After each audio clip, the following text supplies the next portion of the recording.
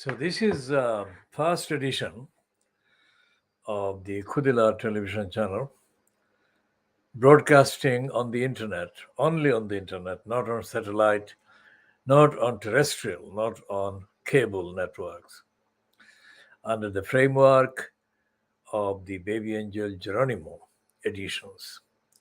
Baby Angel Geronimo lives in South Gloucestershire, southwest England in the United Kingdom. Baby Angel Geronimo arrived in the United Kingdom from his place of birth in New Zealand. And he has been living with his mom, Helen MacDonald.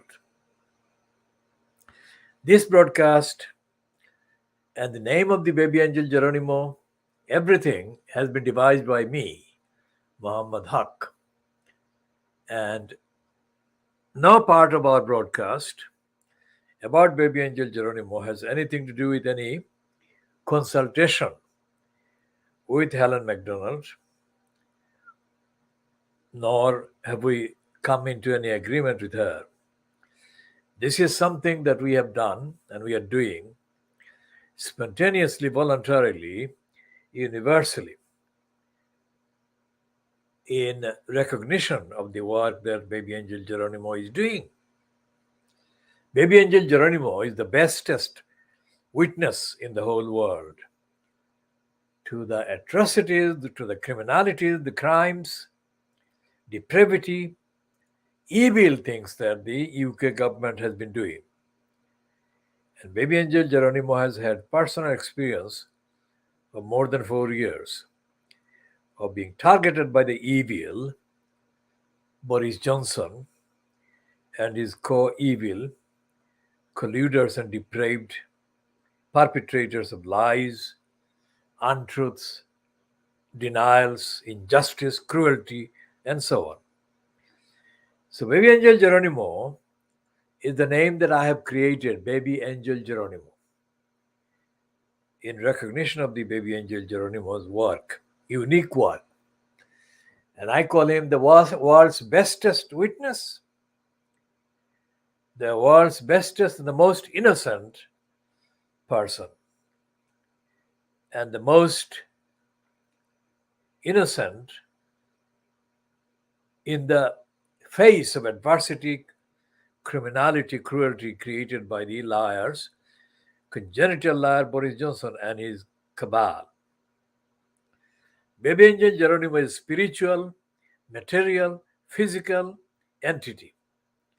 And the Baby Angel Geronimo stands as the counter to all the lies and denials, corruption, fabrication, opportunism, maneuver and manipulation that both the depraved DEFRA has been doing, as well as the depraved Christian Middlemas has been doing, the depraved George Injustice, Eustace has been doing. Baby Angel Geronimo is the most complete moral counterpart to the immorality, evil, depravity, darkness that Boris Johnson has personified, Christian Middlemas has completely personified, and all the other DEFRA criminals have been personifying. So everything that we say in relation to other aspects of the United Kingdom government, the media, politics, etc., morally, ethically, transparently, they all of those are touched on by and are affected by and are influenced by and are interpretable by the evidence of the Baby Angel Geronimo. So the Baby Angel Geronimo is a sage, and Baby Angel Geronimo is somebody we love absolutely, unconditionally. And we record our unconditional, endless numbers of virtual hugs and embrace the baby angel Geronimo every time we see him and we mention him, and we shall continue to do so. Baby angel Geronimo is an inspiration. Baby angel Geronimo is an inspiration, an example, and as a model, as a role model for all creatures of all species under the face, under the sun, and on the face of the earth. And it is our privilege to call baby angel Geronimo our platform, our banner, and our spiritual and moral and ethical flag bearer and person. Now, today's main commentary that we are talking about in the context of the United Kingdom in the weeks after Boris Johnson, the congenital liar, was forced to leave the pad at number 10 Downing Street, actually concerned the depraved, corrupt, evil Suella Cruella Fernandez, also known as Suella Braverman. Today's edition of the Fortnightly Private Eye has got on its cover.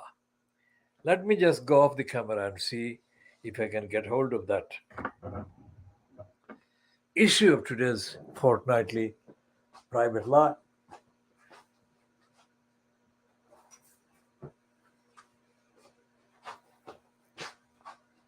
The Private Lie is dated today, 4th of November to the 17th of November, and its issue number 1585. That's the issue number 1585, the Fortnightly magazine. And the main cover has got a picture of evil Suella Braverman and the opportunistic creep Rishi Sunak. And the blab, this is the kind of short kind of exchange between them. Suella Fernandez is saying, "You've united the party." She means the Conservative Party. And the creep Sunak says, "Yes, everyone agrees I shouldn't have appointed you." Now, underneath that is the thing that says, "Inside, what is the silliest name for Braverman?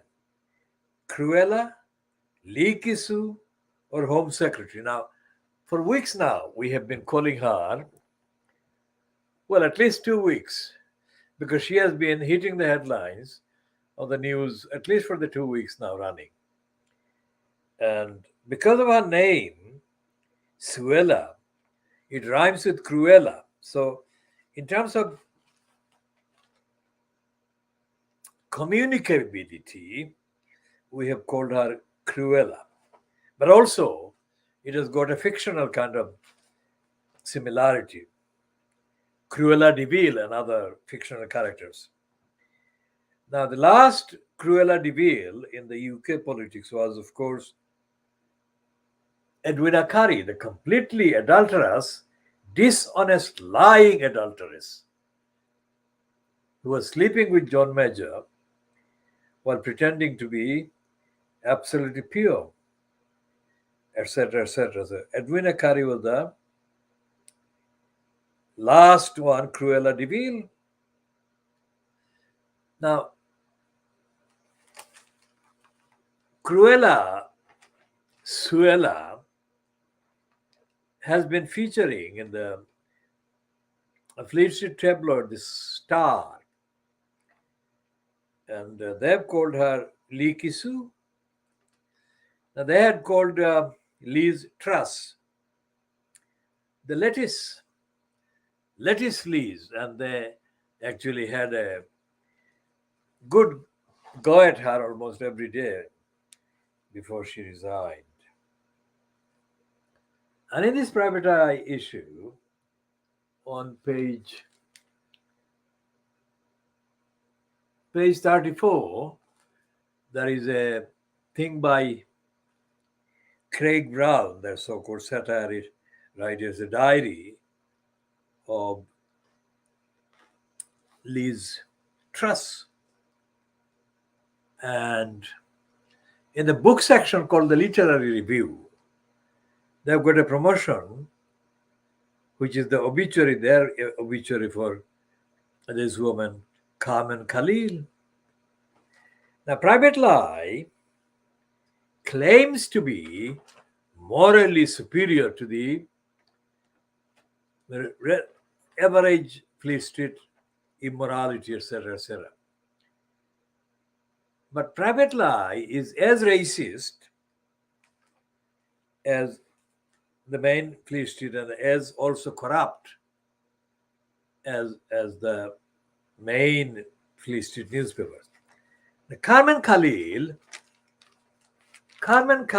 was one of the most powerful kind of publishing manipulators in the publishing house. But she was also part and parcel of the racist obstruction, racist denial. And she symbolized the English kind of racism as it is now. Although the instruments and kind of arms of government or the pillars of government are falling apart, yet still everything of government, of judiciary, of parliament, of the academic institutions, the police, etc., all of these are broken parts. But despite the fact that they're all broken, they are all desperately racist and desperately prejudiced and desperately trying to exclude people that are not Anglo-Saxon or whatever. Now, the world is now ahead of Britain. Most of the practical things are being done by other countries in the world, manufacturing and so on. And in linguistic terms, the English language is being kept alive by people like me. And the English language would be dead if it was left to the English, if you like. Because they're so completely narrow-minded and spiteful and zombified and ignorant and backward and ill-educated. Going back to the baby angel Geronimo, during for a period of campaigning evidence, during, let's say, July, August, September 2021, our campaign got involved in the campaign in support of baby angel Geronimo. Now, this is the unbelievably unprecedented, exceptional kind of situation, because all the other people that were posting on the Facebook or otherwise in support, allegedly in support of baby angel Geronimo, well, they were calling him Geronimo mainly. Baby angel Geronimo are the three words that we created together. So when we started, we noticed that some of the posts were not genuine supporters of the baby angel Geronimo. So as we do and as we have done, as our movement has done for decades, we did very modest and very kind of mild fact-checking questions. And these fact-checking questions were treated by about 3 or 4 racist women, all white women, racists, who not only questioned our integrity, but accused us of driving genuine supporters of baby angel Geronimo out of the kind of campaign. And one of the racist cunts accused me of not being able to write English properly or correctly. Fuck you, racist cunt. Because these criminals that question my integrity and my intelligence, of course, are the ones that are rotting. And they would have killed the English language if it wasn't for me and people like me across the world. Now, these people, the racist ones that pretended to be supporters of Baby Angel Geronimo, have allowed the criminals, George Eustace and Christian Middlemis and Boris Johnson and all the other criminals, to get away with the extent of the racism, the extent of the denial, the extent of the defamation, demonization of Baby Angel Geronimo that they have done. As far as we are concerned, the battle is far from over. We are not even begun in the real sense of the battle. Defense of the Baby Angel Geronimo is yet to begin in the real way. Now, as for the Financial Times and that little boy who returned to the Financial Times from the BBC Newsnight, that idiot keeps writing stupid pieces. He's supposedly a senior reporter. Fuck off. He wrote a piece about the Charity Commission sometime after he wrote the piece about the central government and the freedom of information requests being turned down, etc., etc. He wrote the piece about the Charity Commission. And the idiot says that the Charity Commission needs more power to do its job. Fuck off. It's like saying that the police, who neglect 98% of the cases, would do the proper job if they had more power. They think that Wayne Couzens, who raped,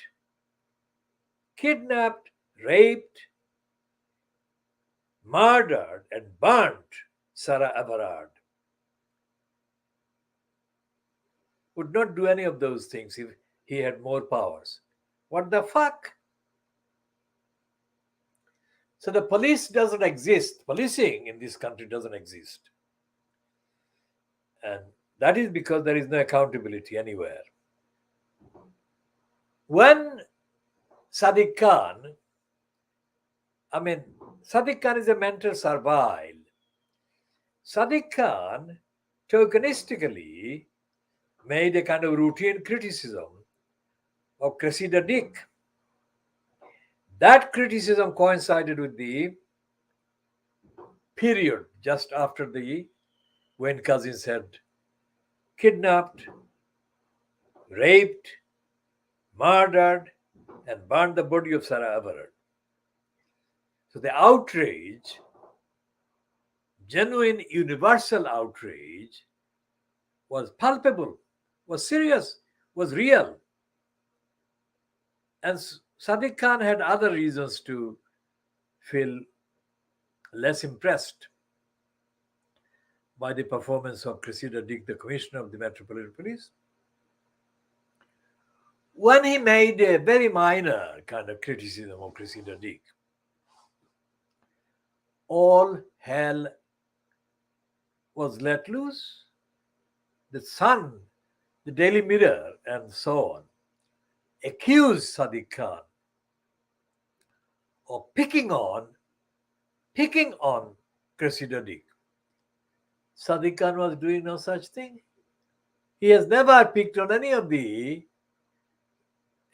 white kind of post holders anywhere in the country.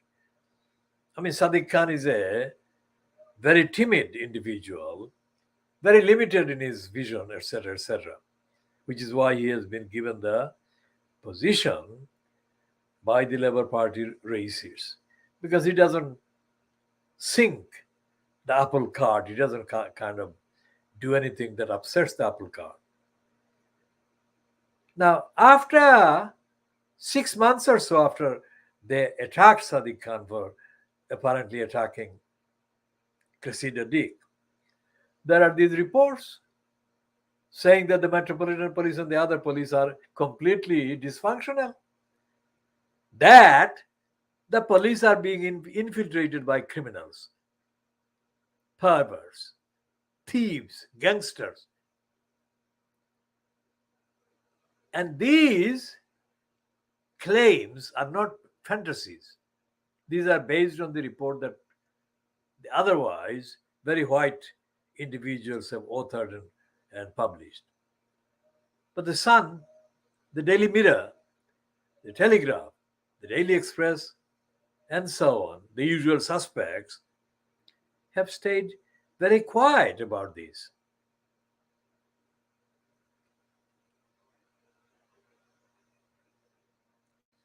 So when Chris, this Financial Times boy, Chris, whatever, says that the Charity Commission needs more power,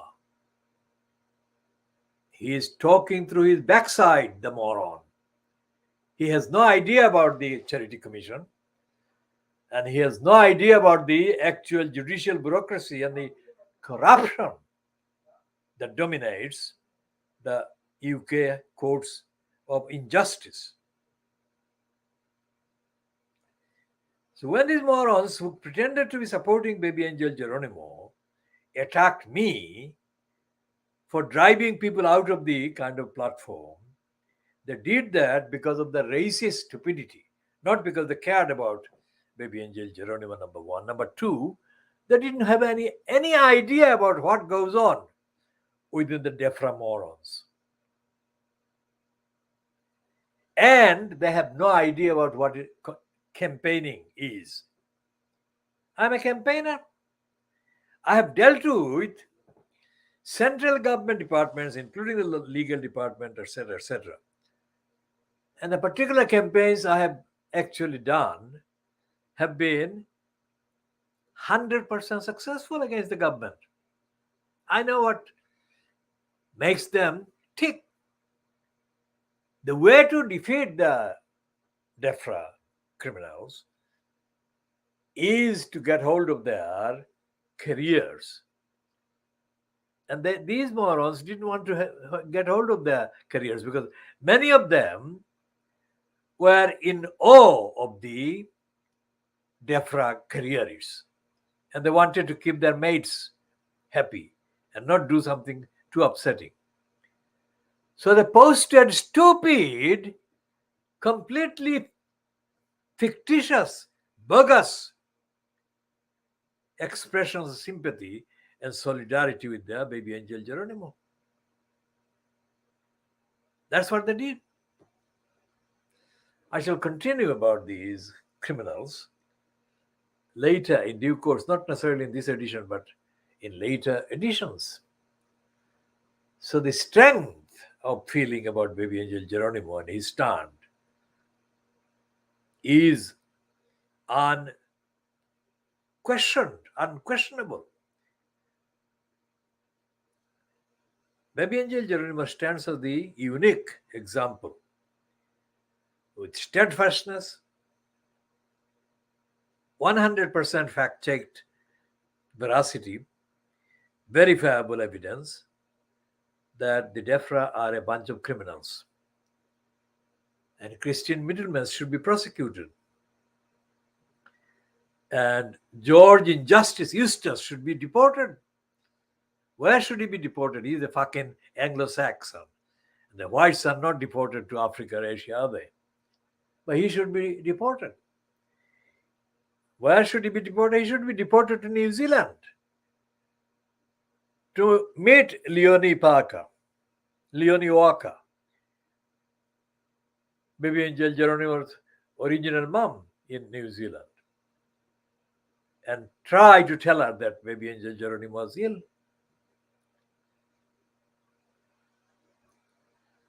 I mean, what can you say with these criminals?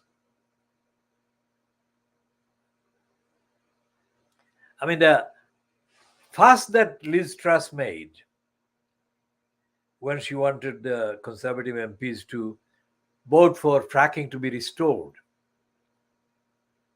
I mean, what planet is she on? I mean, this is the kind of disconnect that dominates the minds of the conservatives and the people in careers and the reality on the ground. All evidence shows, all experiments, all studies, all supporting evidence shows that fracking is a bad thing in every single sense.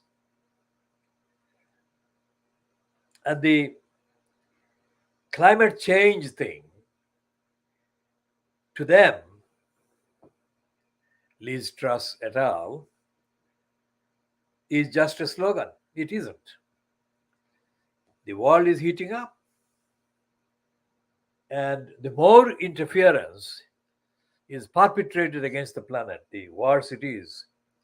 And fracking is one of those interfering, unnecessary violations of the peace of the planet. I'm going off the camera for 1 minute.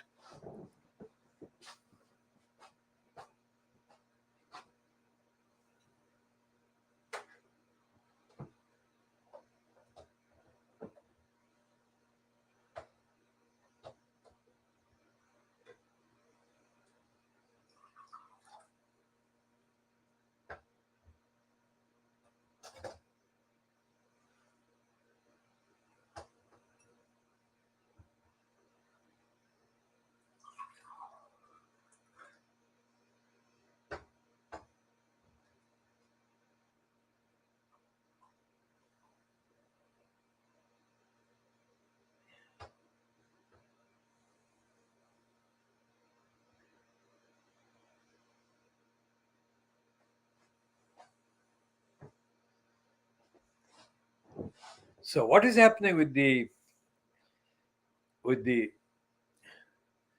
Suella Braverman thing is that she went to the migrants so-called center in Dover, in Kent. How did she go there? She traveled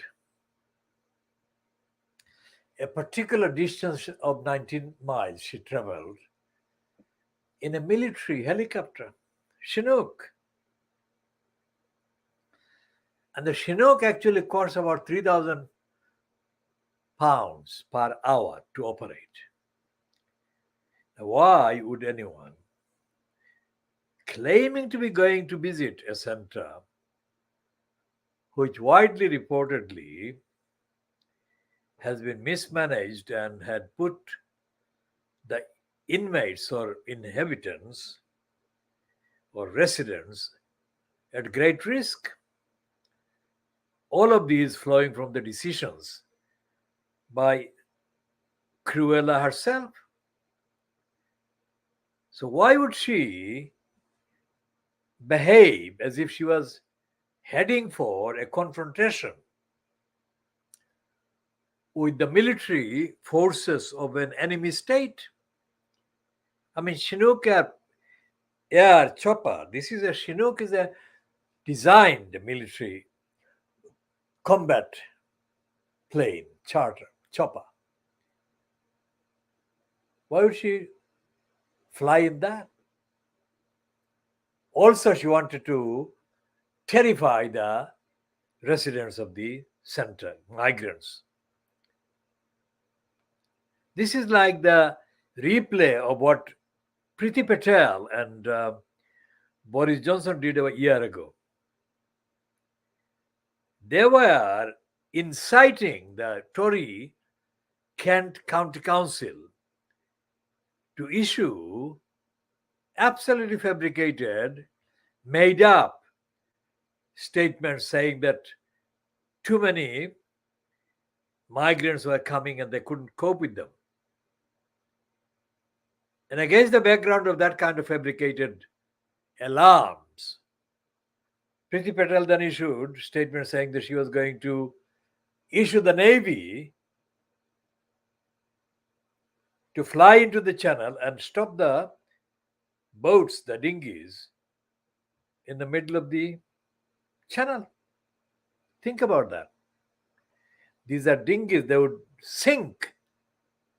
They would sink with the air that is generated by the aeroplanes and the vehicles like the Chinook or whatever.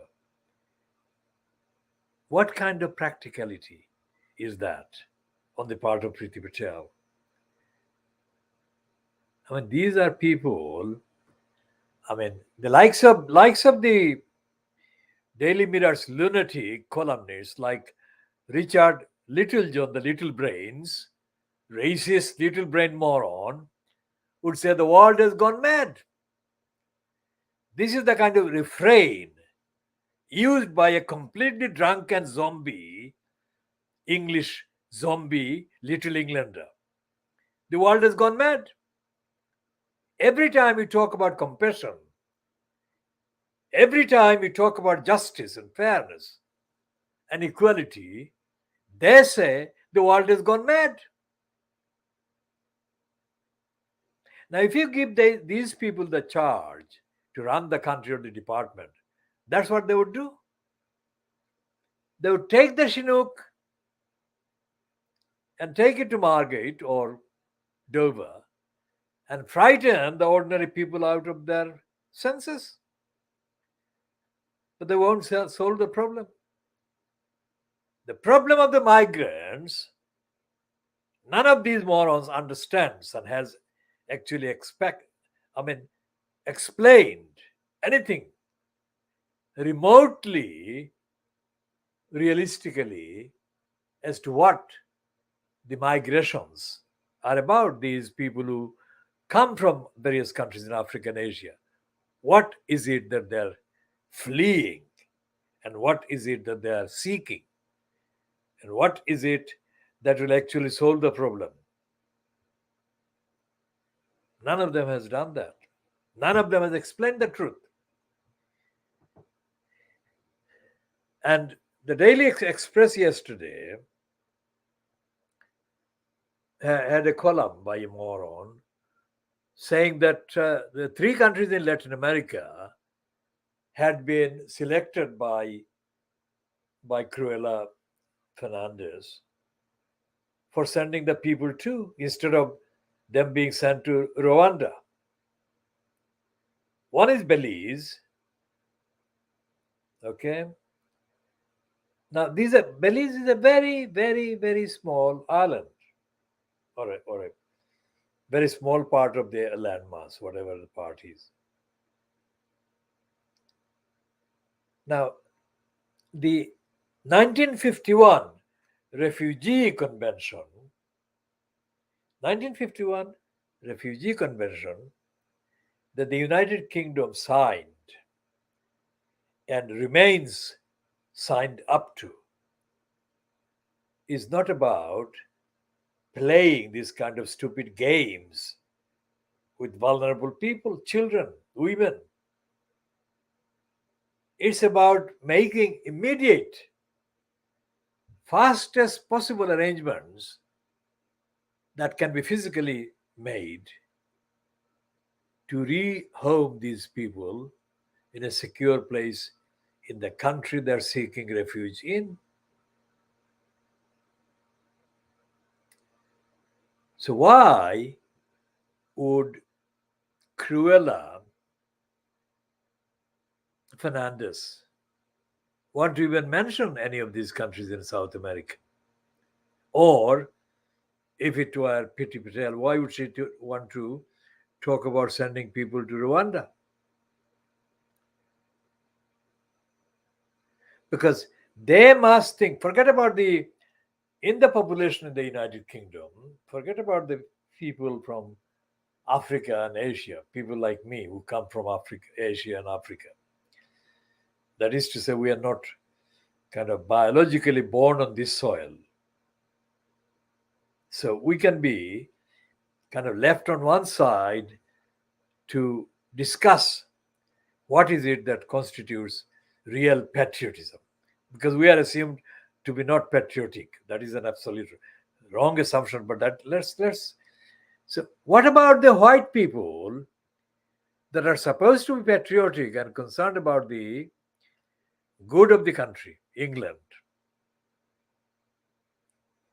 These Suella Braverman and Priti Patel, they are not white either, patriots either. But they are insulting these white people as well. The majority of the white people whose votes they kind of count on, they are insulting their intelligence. Let's look at the scenario. They are saying, I mean, these people like the world has gone mad type of people in the pubs and whatever. Imagine they are addressing these people through the television channel or whatever, and they are targeting these morons and saying, look, we are actually dealing with these migrants, the channel crossing migrants. And the question is, how are they doing that? And the answer is that, well, we are no longer accepting them for settlement in the UK. We are sending them to Rwanda. Now, what they expect is that all these people who scream, the world has gone mad, are going to jump out of the pubs and go into the open space and run naked with excitement that something is being done at last to stop the migrants. Now, in the period since they started the Rwanda kind of promise, not one person has been sent to Rwanda. And as Marina Hyde in The Guardian points out, more than 100 million pounds have been wasted in this propaganda. Now, that is really treating the white people, the white majority, as the most stupid collection of people in the whole world, because they buy anything that the Tories tell them. It's like Donald Trump in the 1980s confiding into somebody that the Republicans are the most stupid people in the whole America or whatever. And because he knew that they're the stupidest ones, he targeted them and infiltrated them, and he wanted to become their Make America Great Again candidate. And as stupid as he thought they were, they accepted him. And look what they've done.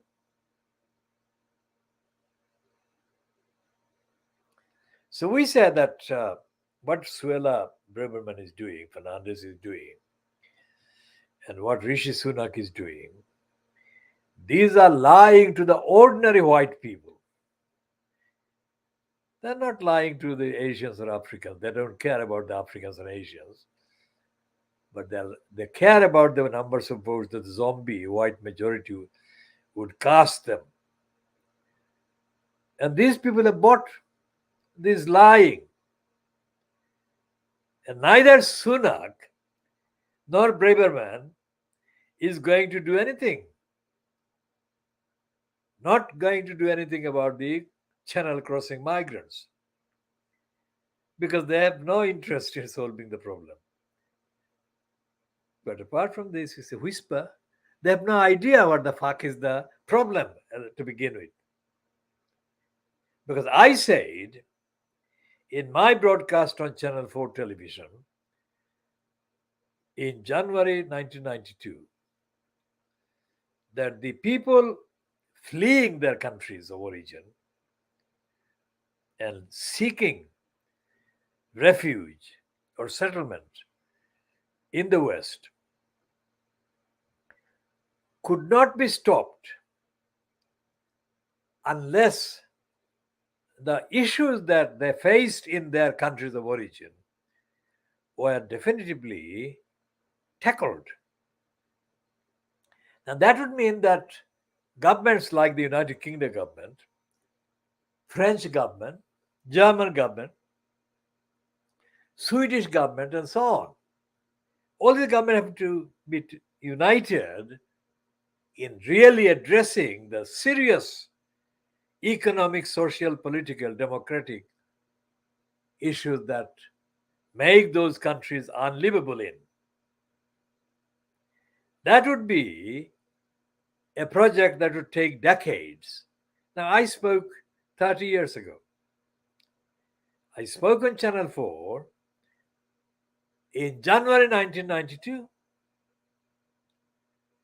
That's 30 years and 9 months ago. Have they done anything to follow my advice in the last 30 years? They have not.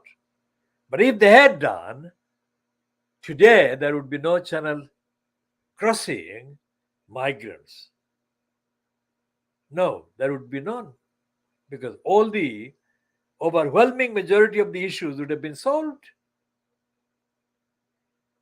But there is a little thing here.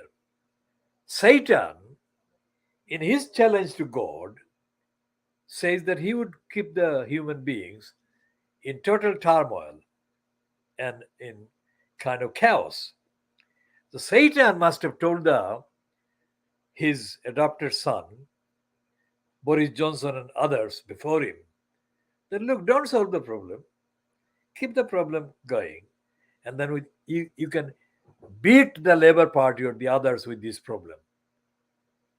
That's why the migrant crisis, which is compared with the economic cost of living and all the other issues, is very small indeed, is being featured, shown as the biggest problem facing humanity. That is the size of the stupidity of the people in the pub. The world has gone mad. Little Richard Littlejohn.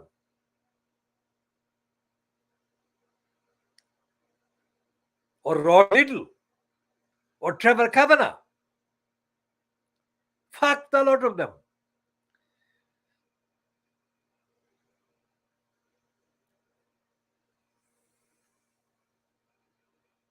I'm going off the camera another minute.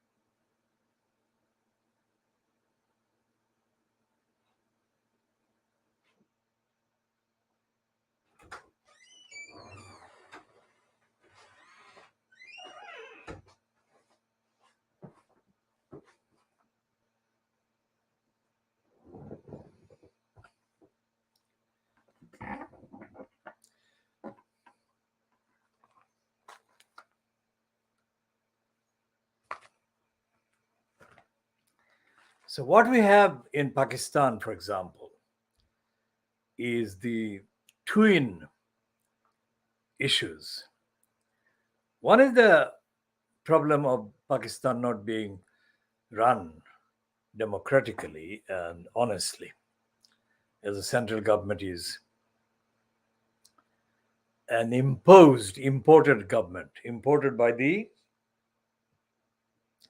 scheming of the United States.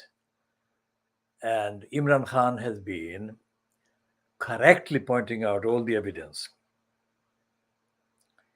Now, if the Pakistan government is not run democratically, accountably, and it doesn't follow the basic principles of due process, I mean, despite the fact that Imran Khan has got the example of rule of law completely wrong when he says that England is an example of the rule of law and the Switzerland is an example of rule of law. Quite putting that error in, I don't think he intends to make the mistake, but because of ignorance, he has made the mistake.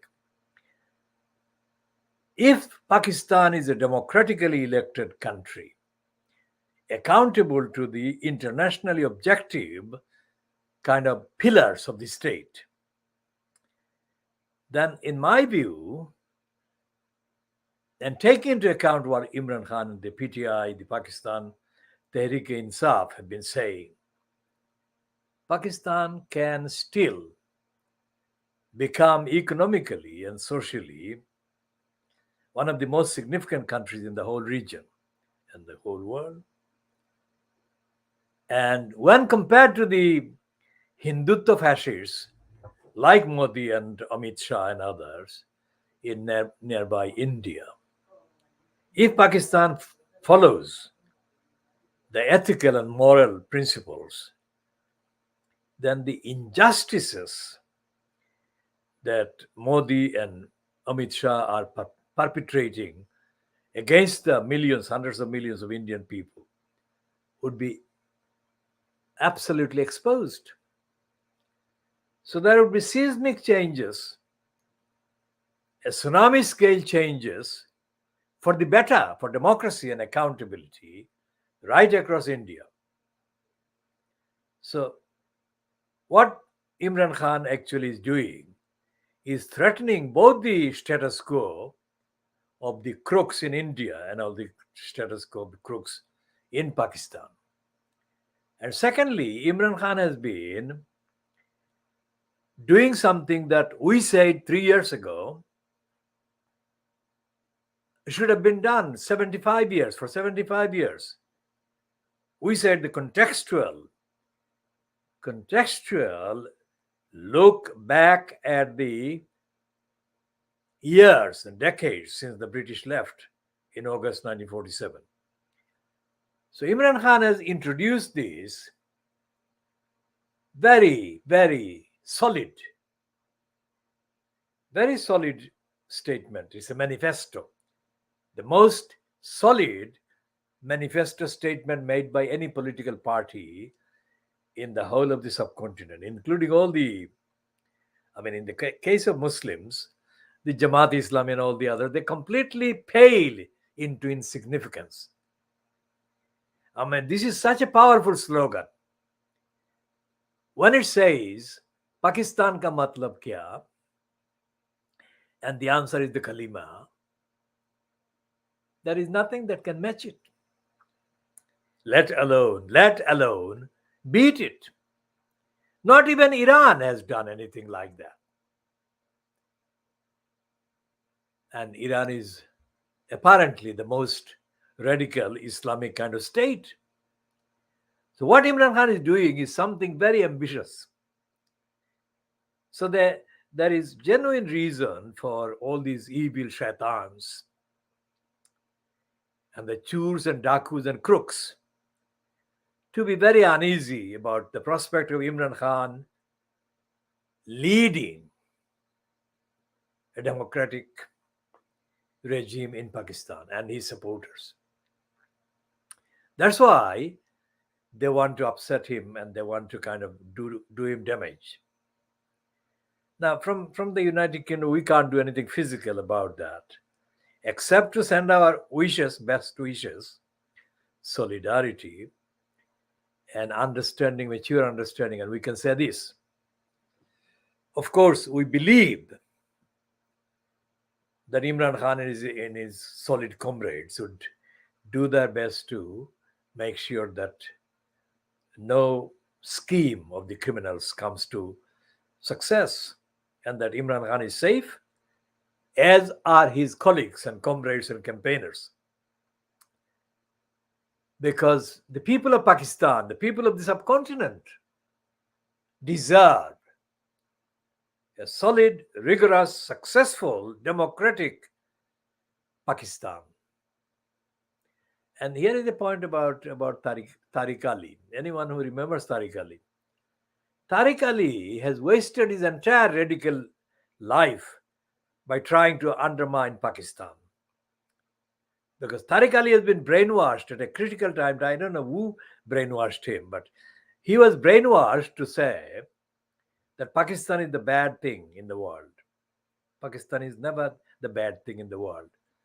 There are very bad things in the world, but no, it's not Pakistan. Pakistan is a very good thing in the world. And as I said, Pakistan saved millions of people from Afghanistan. It isn't India that saved the millions of Afghans. It's Pakistan. And Pakistan is owed, regardless of who the government frontier is, Pakistan is owed absolutely unconditional thanks and gratitude for saving those millions of people. And Pakistan is even now doing that. Without Pakistan, these people would have died, perished. What has Iran done to save the people of Afghanistan? As compared to Pakistan, Iran hasn't done anything remotely comparable. And of course, the same applies to India. Those hypocrites and liars have not shown any solidarity really to the people of Afghanistan who have been coming under attack from the Russians, from the Americans, from the British. So Imran Khan has got, as a human being, foibles. There are various errors and mistakes. But overall, in the current phase, Imran Khan has got 80% of his statements, interpretations, and his analysis and analogies, examples, comparisons, right. And Imran Khan deserves support, like in Brazil in Lula. I mean, Lula is universally being applauded by all supporters of democracy. Lula is a man in the 70s. I mean, Imran Khan is 7 or 6 years younger than Lula, but Lula has been beaten up, tortured, and kind of abused in the prison and all the other places. But Lula represents, in Brazil, the future for the whole of the Latin American kind of region, and especially Amazon and the other environmental kind of gems. These are absolute gems that must be protected and supported and treasured by the whole world. And Lula is the front man that should be supported in doing the support. And he should be supported politically, and he should be supported otherwise. And I think that the fascist Bolsonaro would do a very wise thing if he shuts up and repents instead of trying to unsettle Lula. Because every lie that he confected has come back to haunt him now. Hit him in the face. Lula never abused that house. Never. It was a trap set up for him to catch him doing something. And he never used that stupid house. He never needed that. And that was the beginning of the lying, smearing, undermining Lula. He never needed that fucking house. Absolutely not. And the piece in the private eye, last issue, I think, or the issue before last, that is a thing called Letter from India. That is a rare thing from private eye when it comes to admitting the genocide and massacres of Muslims by successive Indian regimes. And that particular piece also highlighted the heartbreaking, I cannot go into the details, of the 8-year-old Muslim girl that was raped and murdered. And then the BJP thugs, politicians so called,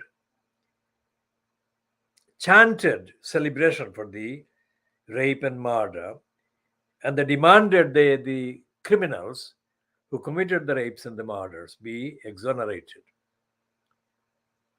Now, this is something that the Guardian has not, to my knowledge, has not actually touched on. This is something that is a tip of the iceberg of what is happening in India. There are only about 2% of the Pakistan population are Hindus and Sikhs. But the kind of injustice that goes on against Muslim children and Muslim women in India, occupied Kashmir, and other places, that is not comparable to what goes on against Hindus and Sikhs in Pakistan. I hasten to say, I absolutely condemn any single Hindu or Sikh being violated in Pakistan. And I ask Imran Khan to immediately, generally issue an overall apology to all the Hindu victims, absolutely without condition, and to undertake that he and the Tehreek-e-Insaf will make sure that no Hindu or Sikh in Pakistan is abused, and that any abuse, rape, other abuses will be dealt with by the Pakistan police, prosecution, and judicial authority. And any victim should be immediately, along with their dependents, their families, their relations, offered enough Pakistan state support, housing, security, everything. I'll go into the details another time, more details, but I have got absolutely no tolerance for persecuting Hindus, either in Pakistan or in Bangladesh. I'll talk about Bangladesh another time. Because of Sheikh Hasina, talking about Bangladesh is a time-consuming thing compared to the discussions I'm having in relation to, say, Pakistan. Now, I wish Imran Khan speedy recovery, and I would say that he should be taking absolutely every step, safety, security, etc., etc. And going back to the issue of the election commission in Pakistan disqualifying him, I think Imran Khan should do one of the two things that he should be doing about international media and public opinion. He should be instructing his party to take proceedings against the Financial Times, the foreign funding thing that Sharif from London engineered. And also demanding that the Financial Times retracts all the other misleading phrases from the reports that they have been publishing. And finally, there should be demanding that the Financial Times should produce actual evidence behind any of their suggestions and insinuations that they published against Imran Khan and against the Tehreek-e-Insaf. So far, I'm going to talk about Sheikh Rashid. Now, Sheikh Rashid is the man who has set up the thing called Pakistan. Is it Pakistan Awami Muslim League or just Awami Muslim League? Our campaign put to him a short question in the Twitter kind of post, asking him to explain what he remembers or knows or notices about the Pakistan Awami Muslim League that the late Maulana Abdul Hamid Khan Bashani had established. So far as we can see, Sheikh Rashid has not commented or replied. The question was not critical one. The question was to create the contextual kind of connection and awareness. It would be fascinating to know if Sheikh Rashid has been inspired by Maulana Abdul Hamid Khan Bashani's name. Because what happened not long after the name of the party being given by Abdul Hamid Khan Bashani, the party was infiltrated by what turned out to be later agents that didn't want Pakistan to become an Islamic state. And they dropped the name, all those who infiltrated the party, they dropped the name Muslim. And so it became Awami League, not Awami Muslim League. Very crucial word that has been dropped. Now, even now, the name of the party is Awami. It's not a Bengali word. Think about that. Those who say that Sheikh Mujib was the best human being in the whole world or whatever, they are sick. They can't even find a name that is in the Bengali language. Awami League is not a Bengali language word. Two of the words are not Bengali. League is English, and Awami is a mixture of Persian and Urdu and Arabic, all of these. Awam. So it's very interesting to know what inspired Sheikh Rashid. Now, Sheikh Rashid is, of course, I mean, about the same age, I think. His official year of birth is 1950. So he's not very far apart from Imran Khan. But he seems to have had a different political and personal experience over the decades. And when he speaks with a kind of confidence of a very experienced fighter. And he's a supporter of the Pakistan Tehreek-e-Insaf. Now there should be more people like him taking part in the campaign forward for democracy and for a full election. Now what I see is that Pakistan, what Imran Khan said about Indonesia, that when the people of Indonesia or Malaysia first met the large numbers of Muslims for the first time, they became Muslim because they became charmed by the high character of the Muslims. Now, I believe that it is possible. What Imran Khan has said to Pakistan is that, look, you should become like that.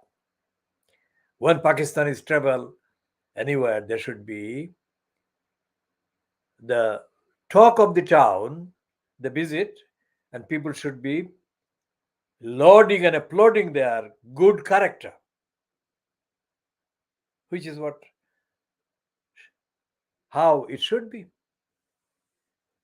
So if that happens, it will take time, but if that happens, there won't be any need for nuclear arms, would there? Think about that. Military engagement either. So there is a prospect, there is a very, very, very shining prospect.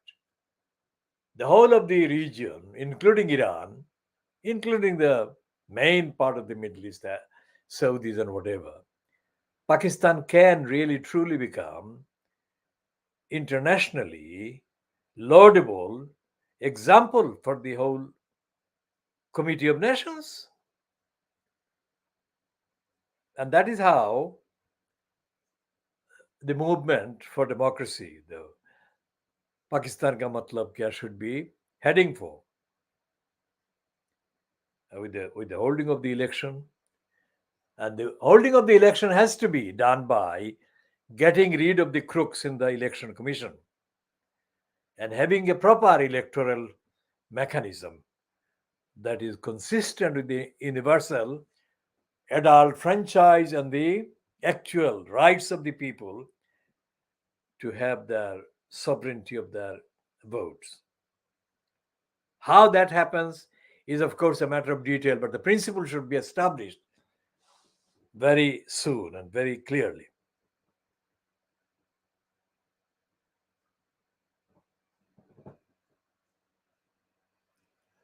Now back to Suella Braverman, and this is the thing that Private Eye is saying, that she is Leaky Sue or Cruella Braver. One of the pieces written in the online Independent, which I have seen in the last 2 hours, one of the writers on the Independent. And this writer said that compared to Priti Patel, Suella Braverman is really thick and very unfit. Now, think about this country then. Look, I mean, when Thomas Babington Macaulay, the racist, said in the 1830s, when he was writing the theory of education for the empire, on behalf of the empire, his main thesis was that the people of India, or what is now Pakistan, Bangladesh, India, would look brown on the outside, but think as English persons, brainwashed English person on the inside. Now, let's see if I can locate this criminal online. Let's see.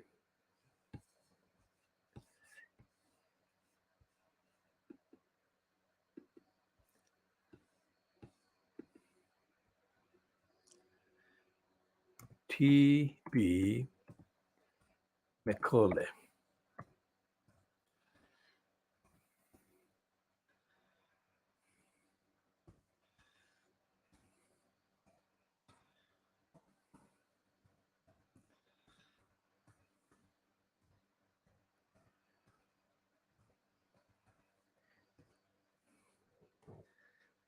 Okay, so this is the one that they've got his.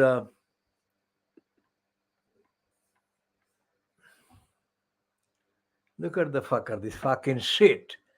He has got so many things to his name.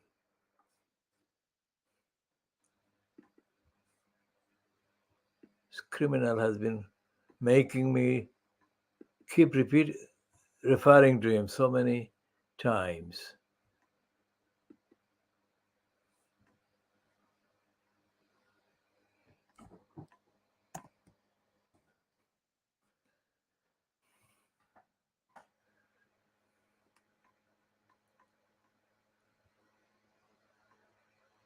Who does the fucker look like?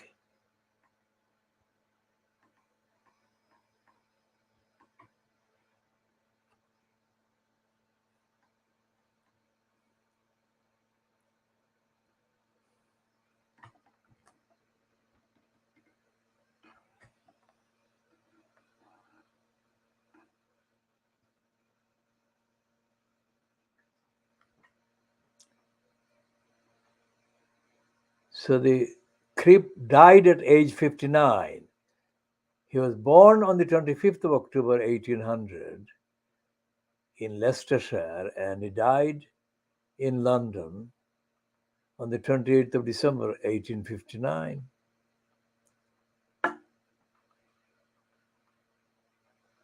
And he is supposedly a fucking historian.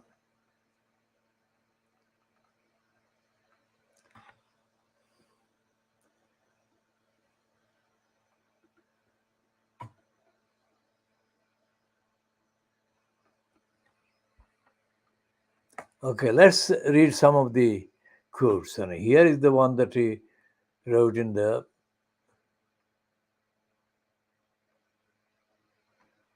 it is obscene and it's absolutely outrageous, but for the evidence, I'm reading this. This is quoting the creep. I have no knowledge of either Sanskrit or Arabic. How the fuck does he compare Sanskrit and Arabic together? I have no knowledge of either Sanskrit or Arabic, but I have done what I could do to form a correct estimate of their value. How the fuck? I have read translations of the most celebrated Arabic and Sanskrit works. Notice this. I have conversed both here and at home with men distinguished by their proficiency in the Eastern tongues. I am quite ready to take the Oriental learning at the valuation of the Orientalists themselves.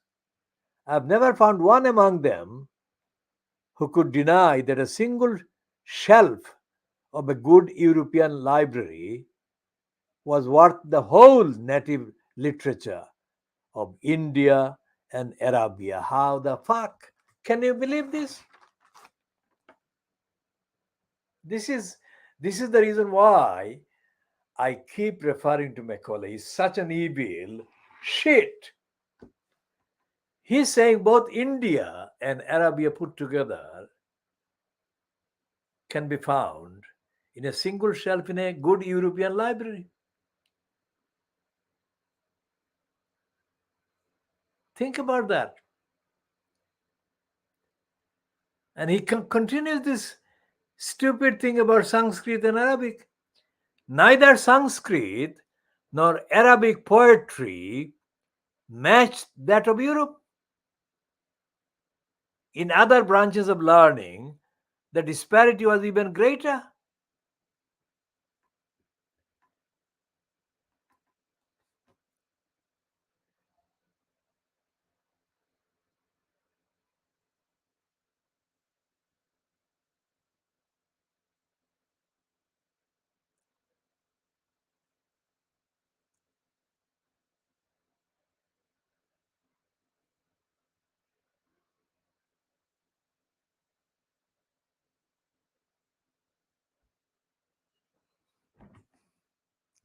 And the sickness goes on.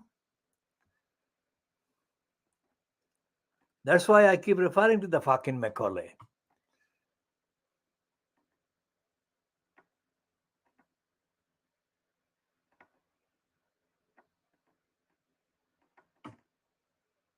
Okay, so this is the bit that I started by referring to, and I'm going to read this one. I feel that it is impossible for us, with our limited means, to attempt to educate the body of the people. We must at present do our best to form a class who may be interpreters between us and the millions whom we govern. A class of persons Indian in blood and color, but English in tastes, in opinions, in morals, and in intellect. Does the fucker think of the likes of the fucking crook shits like Boris Johnson? To that class, we may leave it to refine the vernacular dialects of the country, to enrich those dialects with terms of science borrowed from the Western nomenclature, and to render them by degrees fit vehicles for conveying knowledge to the great mass of the population. Fuck off. So, I mean, everything Macaulay said was absolutely fucking untrue, insulting, crassly racist, and stupid. So that's what he said.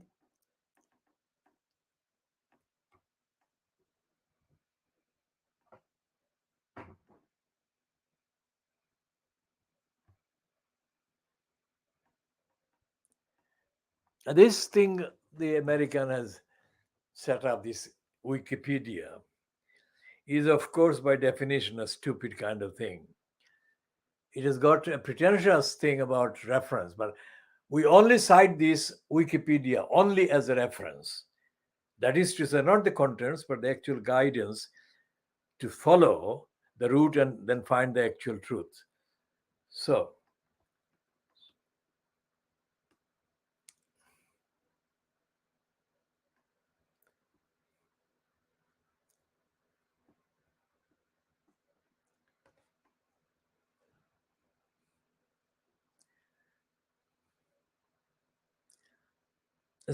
when this writer on the Independent today, that is Friday, talked about the let's find this piece that he's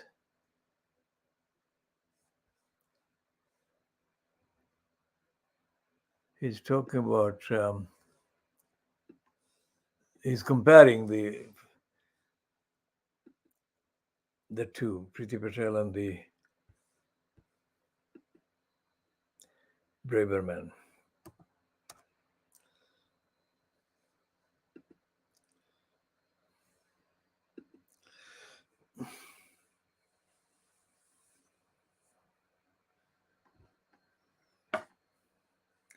She's a complete, absolute fucking joke.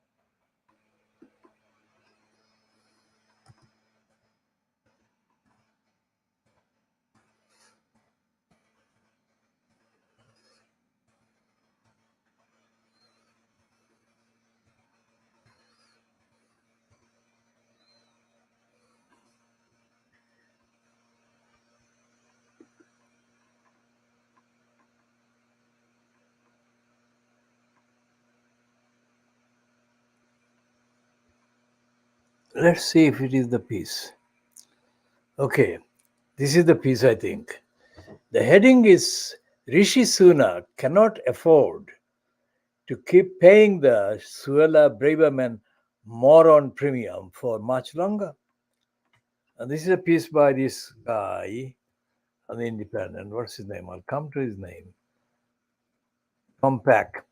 Clearly, he thought, that is, Sunak thought, bringing Braverman back to the Home Office was necessary to ensure he could see off Boris Johnson. And it worked. But it's not working out so well anymore, is it?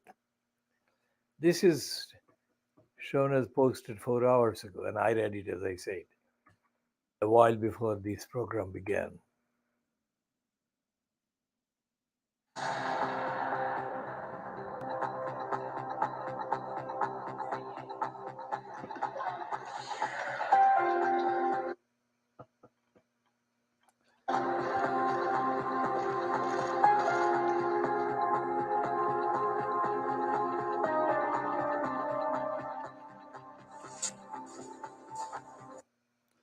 So it was appropriate enough that Suella Braverman was fighting for her political life on Monday.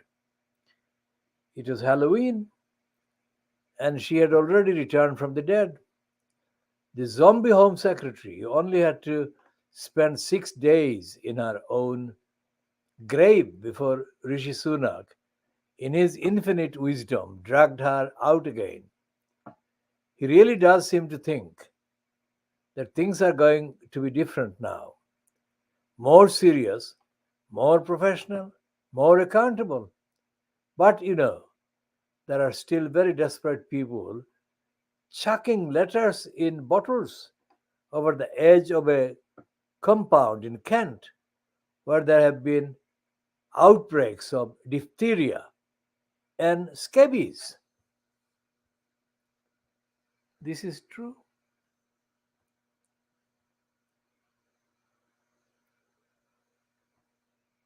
And Sunak still entirely self evidently thinks these people's little lives are of significantly less importance than the successful management of the Conservative Party, and more specifically, his inalienable right to lead it.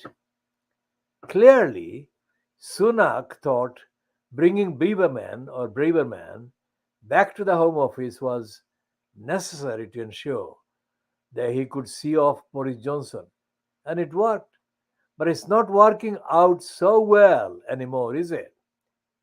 George W. Bush posited in his memoir, with some plausibilities, the argument that if he really had known all along that there were no weapons of mass destruction in Iraq, would he really have decided to completely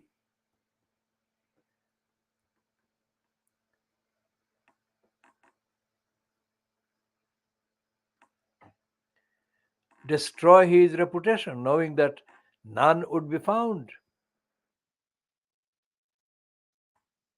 His critics suggest that what really happened is that he didn't have the strategic brain power to look that far ahead. Sunak finds himself in the same position, the victim of his own naivety in thinking that an entirely ridiculous decision to bring back a home secretary 6 days after her resignation was something that could be worried about later. Okay.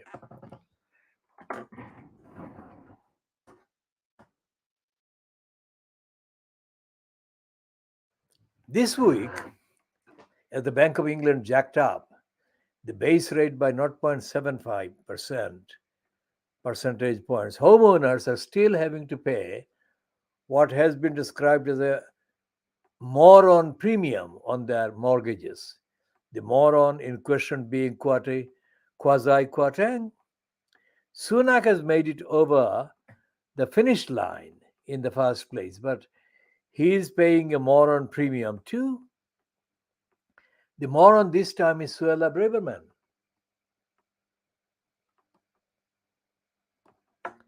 It is in some ways to Braverman's credit that her most recent failings in office are already so significant that no one is even talking now about the entirely unrelated other failings for which she was forced to resign barely a fortnight ago. No one seems to care that much anymore about her having endangered national security by accidentally forwarding classified documents to a complete stranger, then emailing them again to ask them to please delete and ignore. She has already surpassed herself.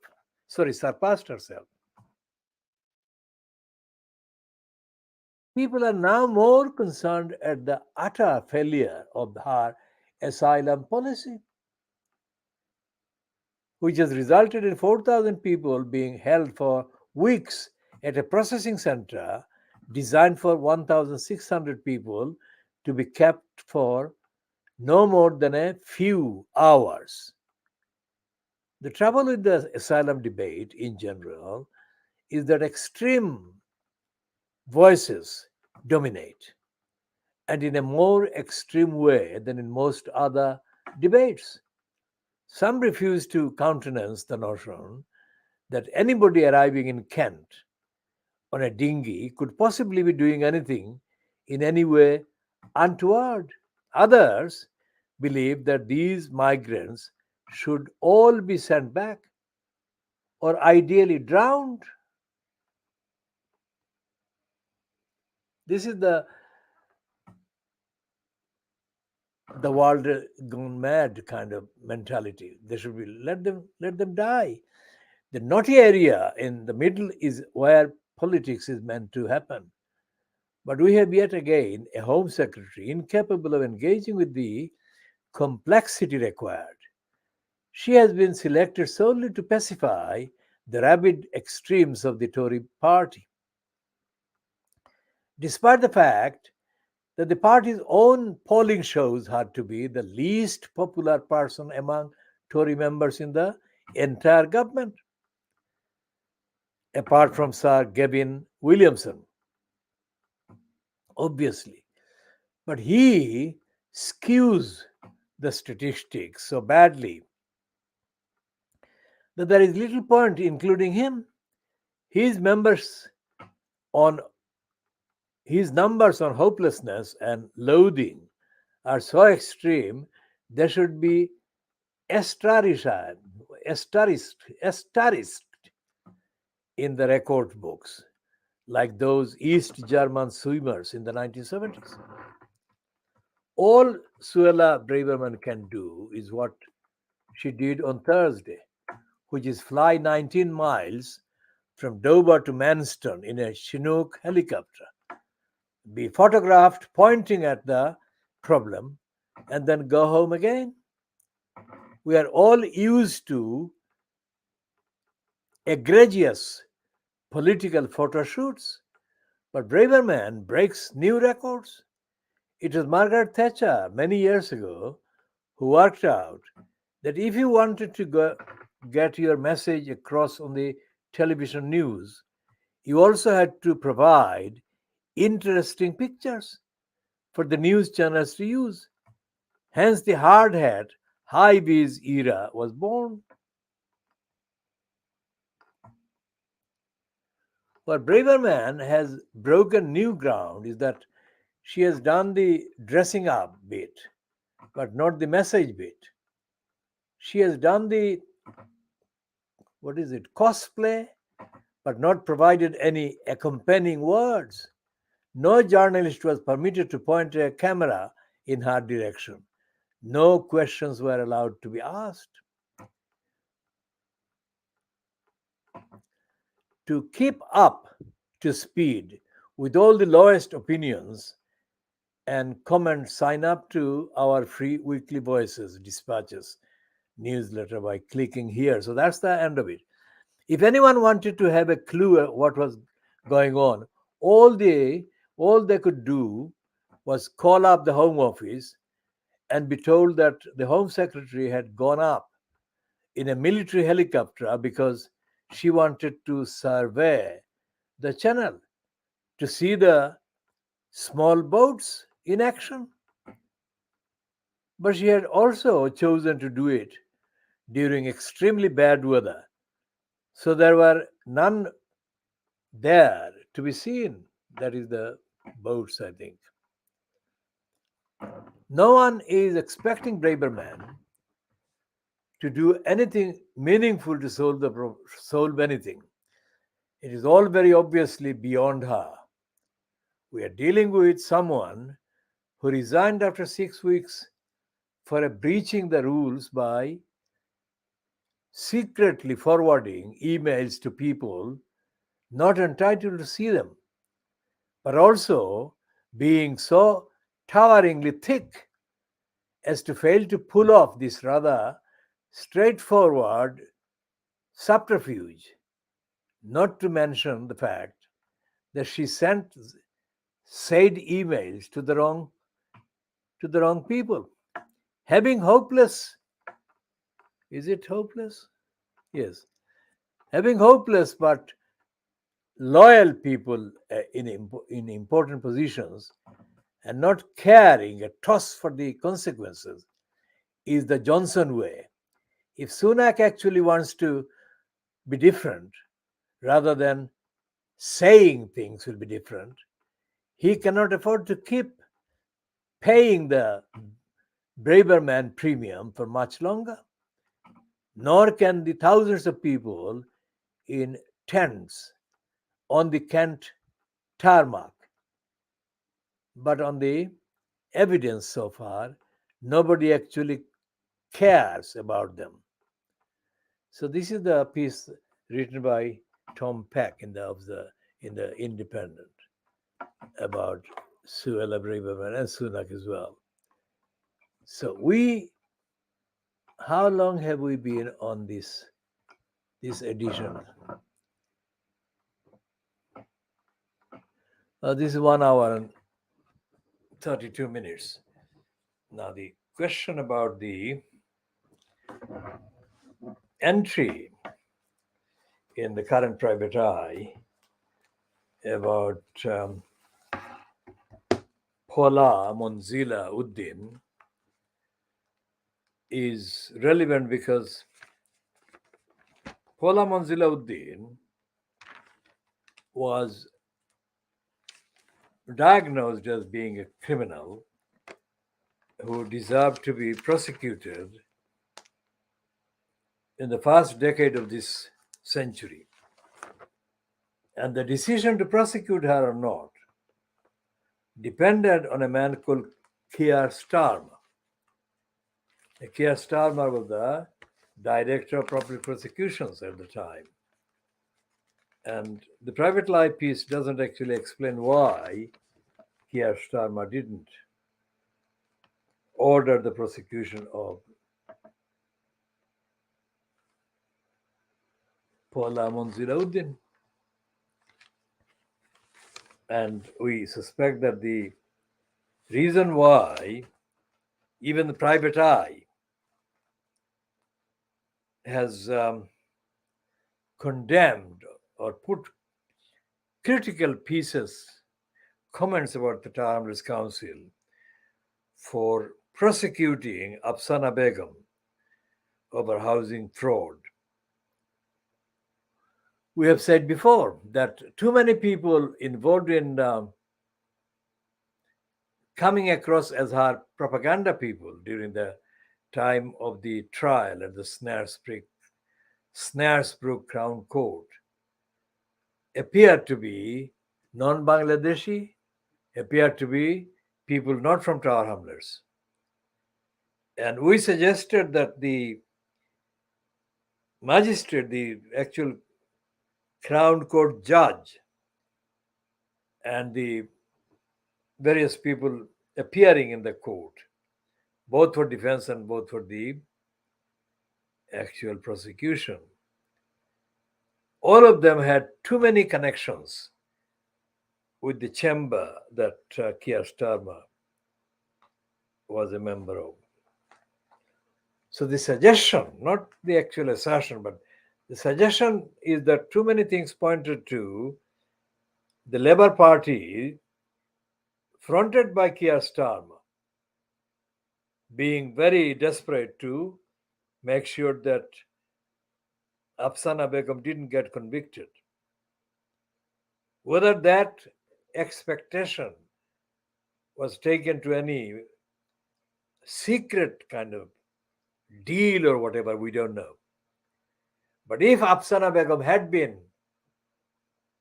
convicted and then jailed and a by-election called in Poplar and Limehouse, then at that stage, when this was all happening, at that stage, the by-election could become a risky venture for the Labour Party to retain the seat.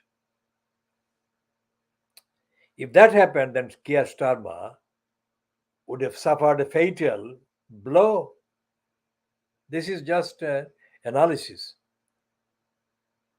What the actual kind of behind the scenes goings on around that prosecution has not been published, so we don't know the published accounts, and it may be very many years before the published accounts are accessible. But I'm saying that Afsana Begum's defense, as well as the prosecution and the role of the judge, they were all dodgy. I'm saying that. And we shall continue to update on the Afsana Begum trial and her getting the acquittal at the Snaresbridge Crown Court.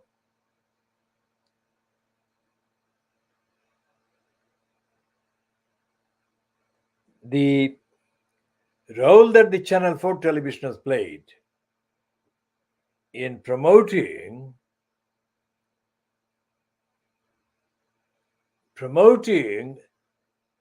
the case against council housing has been done by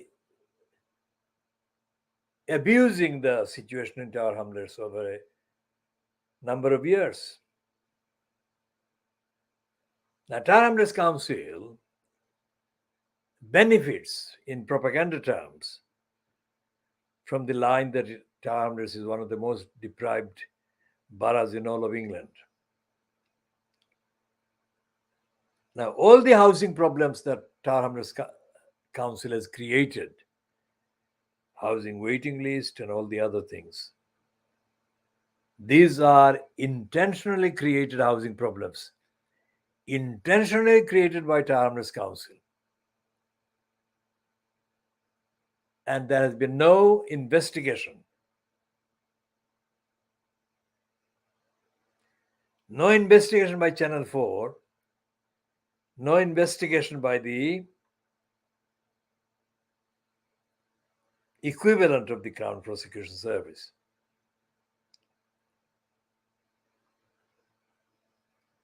And I'm just saying that we shall be taking a very extended look at the corruption, housing corruption in Tower Hamlets Council that has been aided and abetted by Channel 4 television, and as well as by the Labour Party leadership, let's say, not saying necessarily Keir Starmer personally, the Labour Party leadership around the prosecution of Afsana Begum.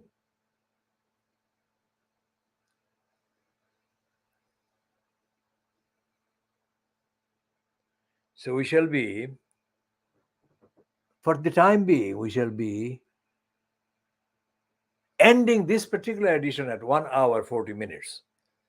And all the issues that remain outstanding for updates, we shall continue and catch up with in due course in later editions. And this is being ended at 8 minutes to 11 p.m. GMT, also British Standard Time, on Friday, the 4th of November 2022.